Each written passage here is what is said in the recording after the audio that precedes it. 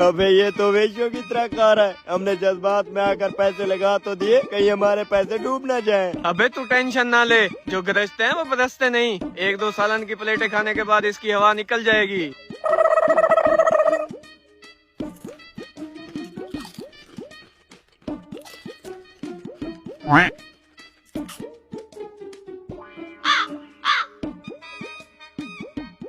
मैं जीत गया, ये सारे पैसे अब मेरे हुए। चलो बे हट जाओ आगे से, अभी तो घर जाकर मैंने बिरयानी भी खानी है। अबे ये आदमी है या डायनासोर? सारे पैसे डूब गए। अबे ये गंजा कहाँ चला गया? तुम लोगों को भी ये दोनों उल्लू बना गए। अरे ये तो हर शादी में जाकर लोगों को बेवकूफ बनाते हैं। मतलब वो गंजा हमें उकसा रहा था। हरामखोर, तू हमें पहले नहीं बता सकता था? हमारे सारे नुकसान का जिम्मेदार तू है। चलो मारो साहब इसको।